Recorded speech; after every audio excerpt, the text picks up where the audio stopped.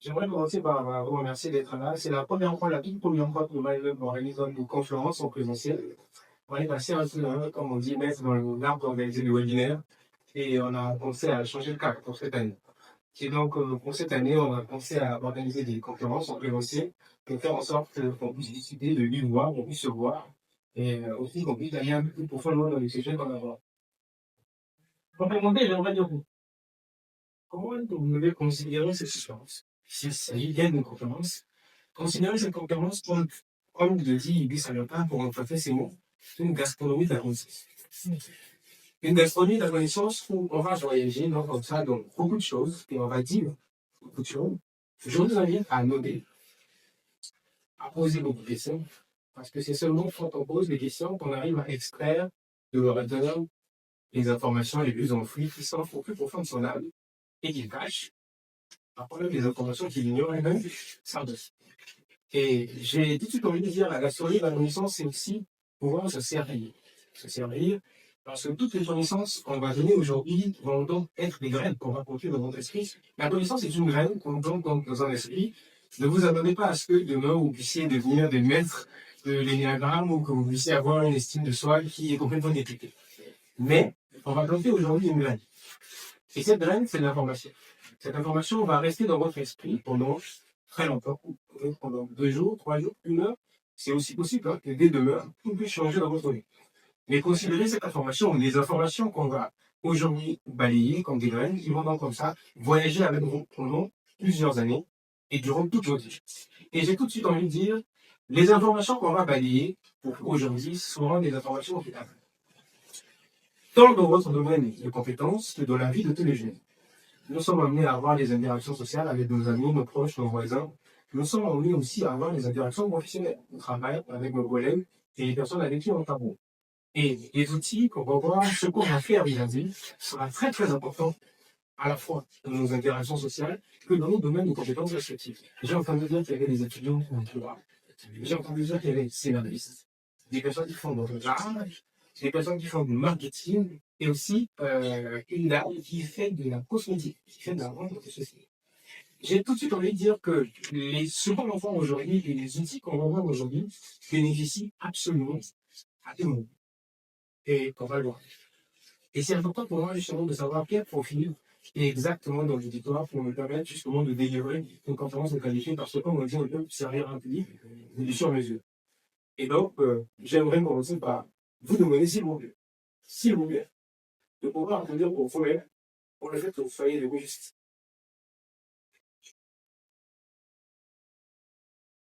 Pas de votre temps, pas de notre temps, parce qu'aujourd'hui, et peut-être un jour, tu vas changer beaucoup de choses pour vous.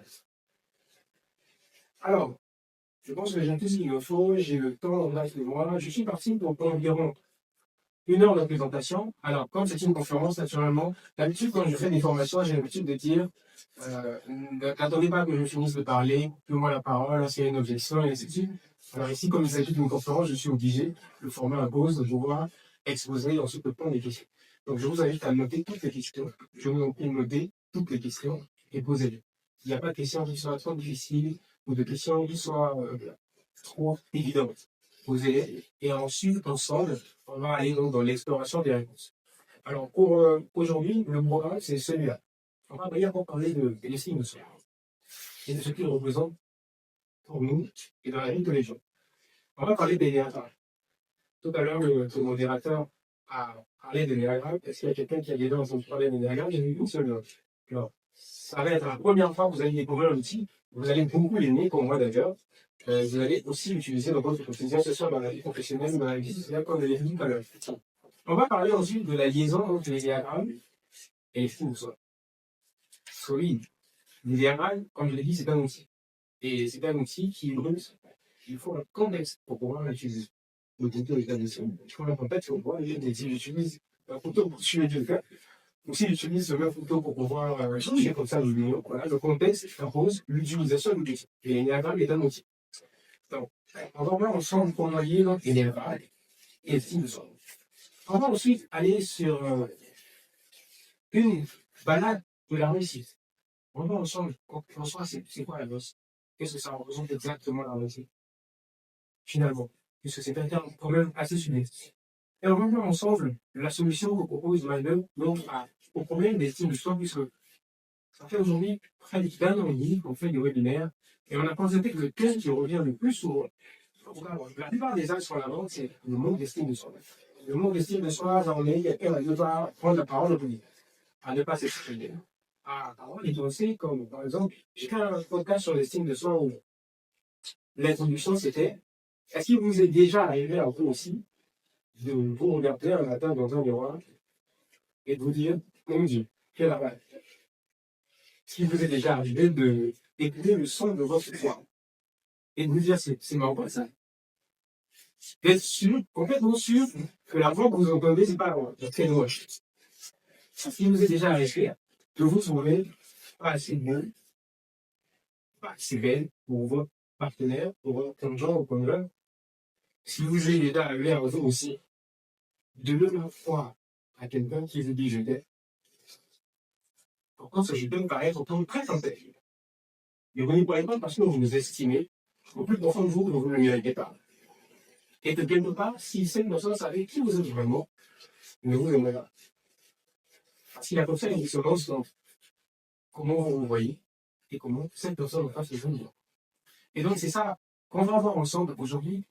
Comment sera ces mécanismes psychologiques internes et comment il est pour s'en sortir finalement dans tant de questionnements et comment faire en sorte qu'on puisse transcender ça. On a donc mis en place un journal.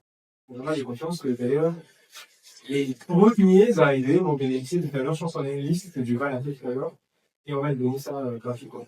Et on va voir ensuite. Donc l'idée, c'est ça aujourd'hui.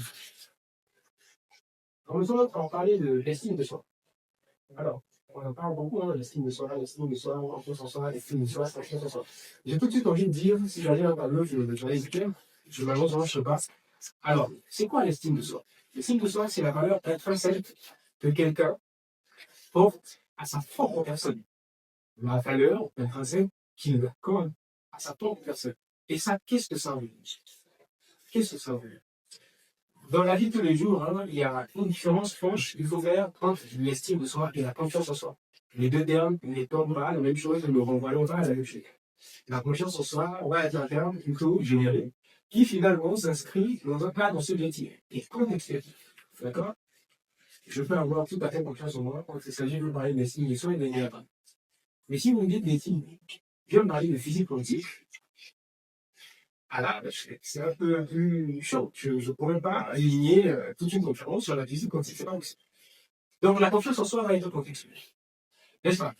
L'estime de soi, non. Parce que l'estime de soi, c'est la valeur que vous accordez à vous-même. Et donc ça va être très précis et très cadré sur ce que vous-même, vous pensez de vous-même. Et donc, il y a quelques phrases que j'ai voulu expliquer ici pour voir si on se reconnaît tous dans ces phrases, parmi lesquelles je ne me dis pas vraiment le succès, parce que j'ai fait un truc, ça a réussi, mais j'ai toujours l'impression que je ne dirais pas vraiment ce succès, comme si j'avais déjà. Alors que parfois, on passe des heures et des heures à travailler sur le même projet. Et parfois, quand on réussit, ça nous dirait. Je n'ose pas m'annoncer parce que j'ai peur de me décevoir. Les personnes avec une basse estime de soi sont dans une logique interne où ils ont tendance à ne pas vouloir oser certaines choses parce qu'ils se disent si j'ose, ça va peut-être mal se passer. Et les gens vont croire que je suis un seul. Mais donc, je ne sais pas. Si les autres savaient vraiment qui je suis, c'est ce que je vais vous dire tout à l'heure, on a toujours l'impression perpétuelle que si les autres savaient vraiment qui je suis, ils ne m'aimeraient pas. Et les gens qui ont en général aussi une basse estime de soi pour avoir des gens avec un fort besoin de validation. Toujours à la quête de validation. Ah, est-ce que je trouve que c'est bien? Est-ce qu'on devrait changer quelque chose? Mais toi, qu'est-ce que tu en penses? Et ça va être une personne qui va changer la vie au moins 5 fois en l'espace de 5 minutes.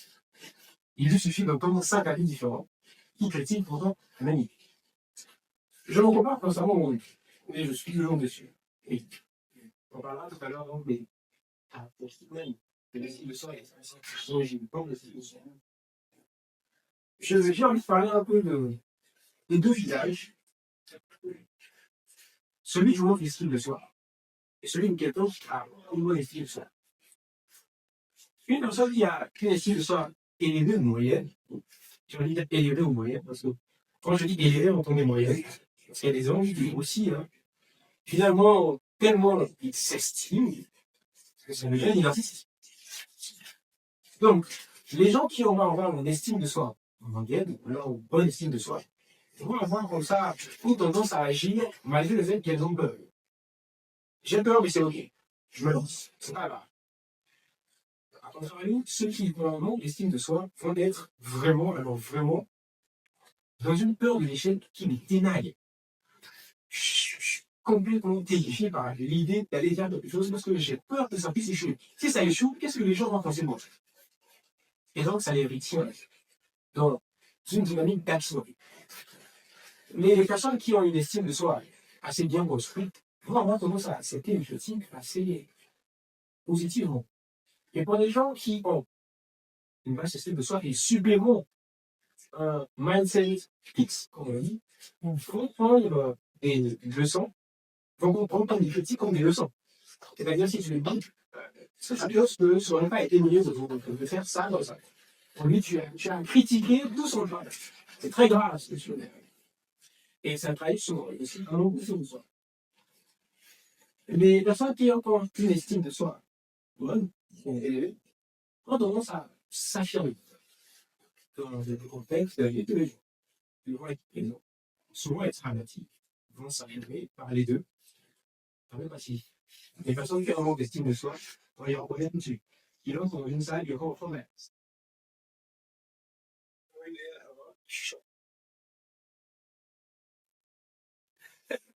et si vous lui dites, est-ce que vous pourriez essayer de parler un peu plus fort? Il se braque tout de suite, il se braque parce que vous lui mettez en lumière et qu'il estime qu'il ne le mérite pas. C'est très inconscient. C'est vraiment dans une psychologie inconsciente. Il estime qu'il ne mérite pas de pouvoir se mettre en avant. Et ce que je dis, c'est très important, ce différentiel qu'on est en train de faire, c'est pour vous emmener à identifier facilement les gens qui ont comme ça.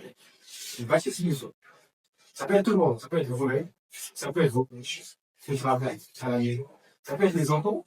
Très important pour les parents qui ont des enfants, pour voir un peu comment les enfants sont enfants. Alors que, à contrario, celui qui va avoir une estime de soi qui est bien, va avoir tendance à s'affirmer. Il va rentrer dans une pièce, devant un bureau, enfin, dans une entreprise, il a besoin d'une information.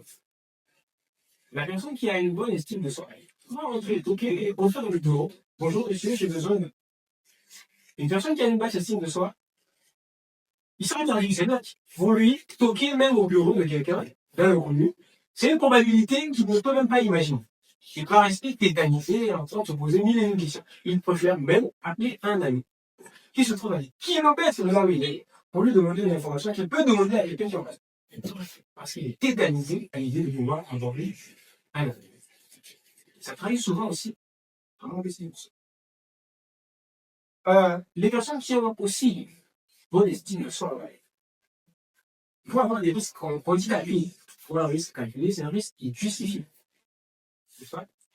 Ils vont prendre l'action et vont identifier les risques et après va se lancer. La personne qui a une basse estime de soi va se dire, à partir du moment où il y a un seul risque, je sais pas, c'est trop risqué, un seul risque pour lui, c'est trop risqué, c'est trop grave, il ne peut pas se lancer comme ça. Les personnes qui ont une bonne estime de soi se félicitent. C'est vrai que c'est assez important de se féliciter. Quand on fait des efforts, on arrive à produire quelque chose, c'est important de se féliciter. Mais les personnes qui ont une basse estime de soi ne sont pas dans cette dynamique. Pour lui, se féliciter, c'est se vanter. Et si je me vante, je suis une mauvaise personne. Ça se fera tout de suite. C'est comme ça la dynamique interne. Si je me félicite, non, c'est pas bon. Donc du coup, je rétro pédale. Et souvent même, hein, ça va avec des gens qui ont tendance à croire que la réussite, là, c'était de la chance. Je ne suis pas trop mauvais, en fait, c'est j'ai eu de la chance. Il y a des gens qui disent qu'ils ont de la chance par modestie. Et des gens qui croient vraiment. Moi, j'ai eu de la chance. Ils ne croient vraiment aussi. C'est-à-dire, ce qu'il te dit là, c'est vraiment ce qu'il pense qu'il a eu de la chance. Et les personnes qui ont une bonne estime de soi, ou une bonne estime de soi, vont avoir tendance à la résilience. C'est un peu l'idée, c'est un site pour eux. Ils vont être résilients de nature. Ils vont résister à l'adversité, résister aux épreuves. Les personnes qui ont une basse estime de soi, il tente quelque chose, il y a une seule chose qui ne marche pas, il arrête. C'est un problème pour lui, il arrête. C'est-à-dire que pour lui, il vit l'adversité comme un signe du Tout-Puissant, que ce n'est pas une chose qui est écrite pour lui. Donc il arrête tout de suite. Il ne peut pas aller plus loin. Et c'est aussi un signe d'un manque d'estime de soi. Avant qu'on puisse continuer, j'aimerais mettre un peu l'accent sur les raisons pour lesquelles finalement ça apparaît. Alors il n'y a pas de diapo dessus. Je vous ai dit considérer ça comme une gastronomie de connaissance. L'idée étant qu'on puisse vraiment, que je puisse déverser le plus aussi. Donc il n'y a pas de diapo sur ça. Il va falloir noter dans la pause. Il y a 4 possibilités qui peuvent faire, il y en a que 4, qui peuvent faire que les gens puissent manquer d'estime en eux-mêmes. La première, c'est déjà de repartir dans la psychologie même de la personne durant son enfance. Je vais les citer et ensuite je vais les développer. La première possibilité pour ceux qui notent, c'est le manque d'affection, le manque d'amour pendant l'enfance. La deuxième, ça va être l'excès d'amour pendant l'enfance. La troisième, ça va être les stéréotypes et les réseaux sociaux. Et la quatrième, ça va être les traumatismes psychologiques. Et ou physiques. Je reprends. Donc j'ai mis premier, ça va être donc la carence affective durant l'enfance. Ensuite, l'excès affectif durant l'enfance. Ensuite, il y aura donc les stéréotypes et les réseaux sociaux. Et après, donc, il y aura les traumatismes psychologiques. Donc, commençons avec la carence affective durant l'enfance. J'ai grandi avec des parents qui ne m'ont pas apporté ou peu apporté de l'amour. Ce qui est le cas quand on a papa et maman, ou quand on a un foyer comme ça, un nouveau parent, où on a un seul parent, soit c'est papa, soit c'est maman. Et dans ce genre de cas-là, je manque d'affection paternelle, je manque d'affection maternelle. Quand c'est un foyer où nos parents. Il y a aussi des enfants malheureusement qui vivent, je ne sais pas si le mot existe, c'est un foyer qui n'a pas de parents. Il y a vraiment pas de parents. C'est la grande sœur, le grand frère qui gère, chacun se gère. Et il y a des enfants qui vivent donc dans un foyer où il y a papa et maman, mais il n'y a pas d'affection. Où il y a l'affection de papa, mais il n'y a pas l'affection de maman. Où il y a l'affection de maman, mais il n'y a pas l'affection de papa. Les carences affectives durant l'enfance, enfin, c'est tout un sujet, on peut faire toute une conférence rien que sur ça. Oui, c'est vraiment profond. Mais il se manifeste de plusieurs manières. Et ce que j'aimerais que vous puissiez comprendre avec ça, c'est que quand un enfant grandit, il faut l'apprendre d'amour et lui donner de l'amour. Premièrement, l'amour de Dieu. C'est important de pouvoir le connecter à la spiritualité dès l'enfance. Deuxièmement, l'amour de lui-même. Ça s'apprend. Et troisièmement, l'amour des autres. L'amour de Dieu parce que c'est important, il est prouvé scientifiquement. Sur 22, c'est vraiment, tout ce qu'on dit est vraiment scientifique, c'est pas de la philosophie. Je ne sais pas s'il y a des philosophes. Bon, on fait en sorte d'être très scientifique et c'est vraiment prouvé. L'être humain a besoin de croire en une puissance qui soit supérieure pour pouvoir définir pas mal de choses et pouvoir utiliser une logique identique. Il faut, peu importe la religion, l'apprendre l'amour de Dieu. L'amour de lui-même, parce que ça s'apprend effectivement. Sinon, après, l'enfant devient dépendant donc, des parents ou de l'amour qu'on veut apprendre. Et l'amour des autres, parce qu'on vit dans un monde où il faut apprendre à aimer les autres. Et les personnes qui vivent comme ça avec un manque d'affection durant l'enfance finissent par développer beaucoup de problèmes plus tard, qui sont liés au problème, au manque d'affection, c'est-à-dire que le type d'affection dont ils ont manqué durant l'enfance. Par exemple, si quelqu'un, je ne vais pas les tourner dessus, j'aimerais passer vite. Par exemple, j'ai grandi dans un foyer où une fille qui grandit dans un foyer où il y a maman, mais pas papa. Elle va finir par manquer finalement d'amour paternel, de figure paternelle. Elle peut avoir tendance comme ça, donc finalement, parce que ça se manifeste différemment chez les individus, chaque être humain ne ressemble vraiment qu'à lui-même. Elle peut avoir tendance comme ça à finalement tomber amoureuse de l'amour que lui donnent ses conjoints.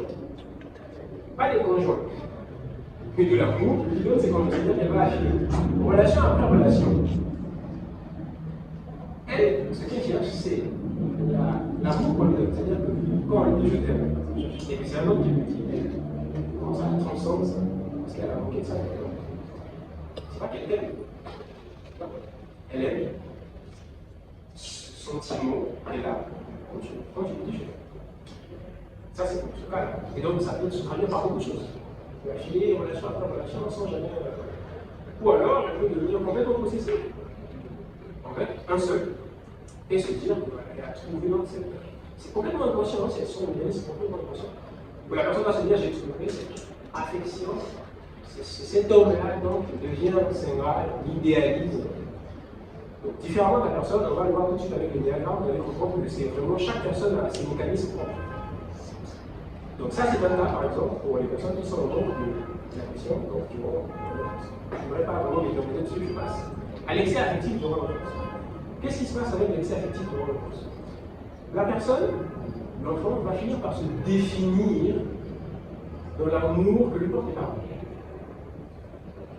Et à ne pas exister en dehors de cet amour.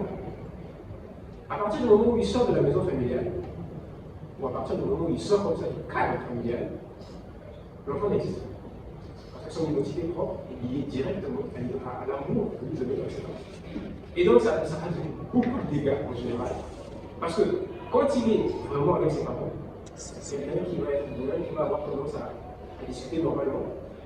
À partir du moment où vous allez l'extraire de ce cadre-là, c'est quelqu'un qui va dérailler complètement. Et ça peut se traduire par beaucoup de choses. Ça peut se traduire par aussi, comme je l'ai dit tout à l'heure, quelqu'un qui s'attache facilement. Peut-être un homme aussi qui s'attache facilement, qui devient très focus sur l'amour qu'on lui donne. Parce qu'il va être dans une psychologie comme quoi, quand on m'aime, on doit tout me donner. Et comme on ne me donne pas tout, donc on ne m'aime pas. Et si tu sors avec ce genre de personne dans la relation, la personne va te dire, tu as passé toute une journée, tu ne m'as pas écrit. Tu as passé 2 jours, 3 jours, tu ne m'as pas appelé, tu m'aimes pas. On se comprend, hein, ça ne veut pas dire que si on passe 3 jours, c'est pas ce que je veux dire. Mais ce que je veux dire, c'est que chez lui, c'est un signe indubitable. La personne en face de moi ne m'aime pas. Si vraiment il ne m'aime pas. Alors que non, je peux être occupé pendant 3 jours, voilà. Mais non, chez lui, non, ça n'est pas ça. Et, pas de c'est contextuel, hein, ça dépend beaucoup de choses. Mais c'est ce genre de personne, quand on m'aime, vraiment je suis le centre du monde. Je suis le saint Graal, c'est-à-dire l'amour pour lui, c'est l'idéalisation même de sa personne. Et ce genre de problème-là est lié aussi à un manque d'estime de soi. Parce que finalement, ça s'appelle un manque d'estime de soi que de ne pas croire que l'amour que l'autre me porte est vrai, parce que cet amour n'est pas sauvé de ce genre. N'est-ce pas? Ça, c'est pour moi l'extériorité. Et à part ça, on a aussi les stéréotypes et les réseaux sociaux. Et c'est la cause qui va être la plus directe au manque d'estime de soi dans cette génération. Pourquoi? À cause du phénomène des réseaux sociaux. J'ai vu Novelas, j'ai vu que dans les chaînes Novelas, quand un garçon aime, il offre des fleurs, voilà, c'est le grand amour, c'est l'eau de rose. Et les jeunes, les plus jeunes, surtout les plus jeunes, vont se mettre à croire que c'est ça l'amour, et c'est comme ça que doit se manifester impérativement tout acte romantique. Et donc, si je sors avec quelqu'un qui ne me donne pas ça, qui ne m'aime pas, et si on ne me traite pas comme ça, on ne m'aime pas, et donc, on va avoir tendance aussi à voir d'autres personnes avec des formes, des seins, à postérieur qui est un peu bien arrondi, et à se dire surtout pour les dames, si je ne suis pas comme ça, je suis moche. Et pour les hommes, ça va être si je ne suis pas comme ça, je suis moche. C'est-à-dire pour moi qui suis très mince et qui, voilà, plutôt ectomorphe, pour moi, je dis bien, ouais, je suis complètement à l'aise. Si je ne suis pas baraqué comme le monsieur que je vois là-bas, non, absolument pas, je suis pas bon. Et ce sont les stéréotypes et les réseaux sociaux qui alimentent donc ce genre de manque d'estime de soi, parce que la personne finalement ne se considère pas comme étant quelqu'un de légitime. Vous lui demandez de prendre la parole, il trouve qu'il n'est pas légitime parce qu'il pense qu'il est trop mince, parce qu'il pense qu'il est trop roux, parce qu'il pense qu'il n'est pas assez beau, parce qu'il est sobre, ou parce que. Et donc, les stéréotypes et les réseaux sociaux sont cause vraiment concrète du manque d'estime de soi dans cette génération. C'est un problème qui est très réel. Et pour finir, il faut avoir comme ça donc des traumatismes psychologiques et physiques. Ça, c'est facile à comprendre. J'ai été petit, j'ai subi un viol. Naturellement, je vais avoir tendance à me sentir sale et donc inconsciemment à voir, vraiment tester que je pense que baisse les émotions. Ça, c'est pour le viol, ça respecte un peu le traumatisme physique et psychologique, parce que le viol, c'est vraiment un traumatisme psychique et psychologique. Mais il y a des traumatismes qui sont exclusivement physiques et exclusivement psychologiques. J'ai grandi avec des parents qui me tapaient tout le temps, qui me frappaient tout le temps, parfois sans raison, sans cause valable. Ça crée un traumatisme physique qui va avoir des répercussions psychologiques, n'est-ce pas? Je peux aussi avoir subi une séparation, la perte d'un être cher par exemple, pendant l'enfance, qui vraiment, pour des personnes par exemple qui se définissent au travers de l'amour qu'ils reçoivent de leurs parents, maintenant les deux parents meurent lors d'un accident, tout son monde qui s'effondre. Parce que la personne n'a pas appris à vivre sans. Il se retrouve dans une boucle où c'est compliqué, quoi. Parce qu'il doit gérer à la fois le choc de la perte de deux êtres chers, le manque d'amour qui s'accompagne de cette personne. Donc voilà un peu les catégories des causes qui peuvent faire en sorte que l'on puisse vraiment manquer d'estime. Alors, maintenant que j'ai dit ça, on peut attaquer l'outil même, qui finalement va être un peu l'objet de notre conférence. Est-ce qu'on peut prendre des questions? Les questions, c'est à le modérateur et le maître d'événement, on fait ce que veut le modérateur. Ok.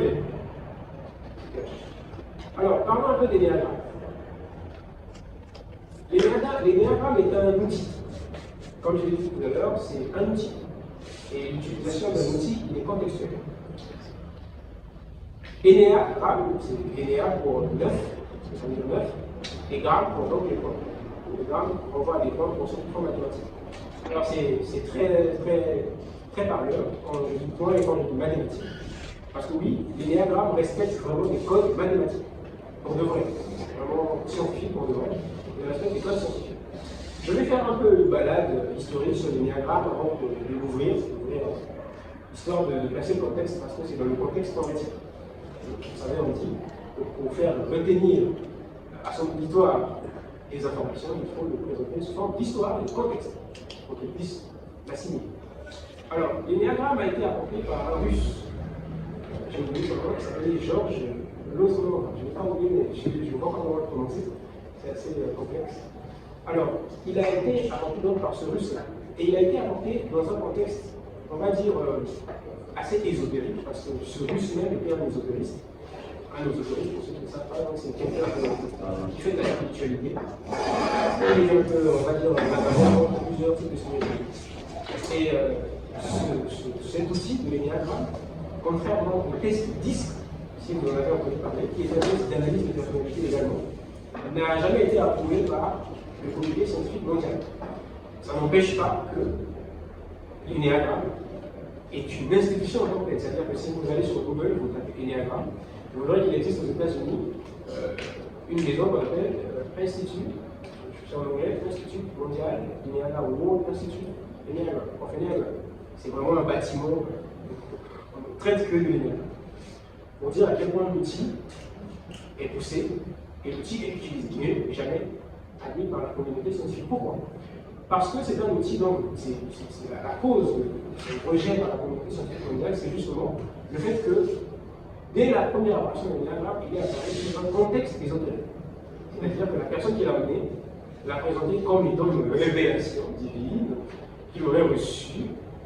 Et donc, que voilà, c'est un outil qu'il a rencontré parce qu'il a voyagé, ce russe-là, entre l'Afrique, l'Asie, l'Europe, et qu'il a vu plusieurs tribus utilisées pour pouvoir définir les types de personnalités. Et donc, il y a deux courants de pensée sur l'énéagramme. Le premier courant de pensée, c'est l'original, c'est celui qu'on va utiliser aujourd'hui. Je l'utilise parce que c'est M. Georges lui-même, le russe. J'hésite, je ne sais pas si c'est Georges exactement, mais je pense que ça ressemble à ça. C'est lui-même qui l'a apporté. Alors, le premier courant dit qu'à la naissance de quelqu'un, lorsqu'il vient au monde, il vient avec une cartographie de l'esprit qui regroupe 9 types de personnalités. C'est le premier courant. Le deuxième courant des diagrammes dit ceci. Pour ces scientifiques-là, pour eux, c'est faux. Quelqu'un ne peut pas naître avec des prédispositions. Pour eux, quand quelqu'un vient au monde, il naît vierge. Et c'est l'expérience qu'il a au cours de sa vie, qui finit par bâtir sa personne. Ce que rejette complètement le premier courant de pensée. Pour eux, ils pensent que dès que la personne naît avec un type, il n'y a rien à faire. Il naît avec le 9 type de l'énéagramme, et c'est au cours de sa vie qu'un des types, finalement, finit par se manifester plus que les autres. Nous, on va utiliser la première hypothèse. Je ne sais pas s'il y a des gens qui ne sont pas d'accord avec cette hypothèse-là. On aura l'occasion d'en parler pendant la phase de questions-réponses. Mais moi, je crois à la première hypothèse. Alors, donc, cette hypothèse dit ceci. Que l'énéagramme est une cartographie, comme je l'ai dit, mentale. Ou, excusez-moi, une cartographie de l'esprit. Pas une cartographie mentale, mais une cartographie de l'esprit. Une cartographie de l'esprit qui divise l'écosystème même de cet esprit en 9 types de personnalités. 9 types de personnalités. Et que quand la personne vient au monde, il vient avec ces 9 types de personnalités. Comme je l'ai dit, c'est une cartographie de l'esprit. Et ce qui se passe, c'est quoi? C'est que pendant l'évolution de cette personne donc, va avoir tendance à utiliser ce type d'esprit. Pourquoi? Parce que le cerveau, il est, comme on dit, très à l'aise dans des schémas qui se ressemblent. Si j'utilise un même groupe neuronal, le cerveau va avoir tendance à privilégier ce même groupe neuronal pendant toute la ligne. Quels sont donc les 9 types de ou pas? Alors, j'aimerais commencer par dire que c'est vraiment, je le répète parce que c'est vraiment une cartographie qui regroupe les 9 types. Donc non, on ne parle pas seulement de ah ouais, c'est type 1, je suis type 1, je ne suis pas type 2, non. On a tous les 9 types. Mais voilà, un, deux types qui reviennent le plus que notre vie tous les jours dans lesquels c'est bon. Et l'outil d'analyse de l'énergie pour les grands groupes de l'énergie, parce que bien, c'est vraiment pour plusieurs années d'études de l'énergie où on finit par être coach en l'énergie. Ils disent que le plus important lorsqu'on étudie les diagrammes, c'est de pouvoir donc arriver à se dissocier du type qui revient souvent pour pouvoir s'harmoniser avec le type. Alors, voilà un peu les types de diagrammes.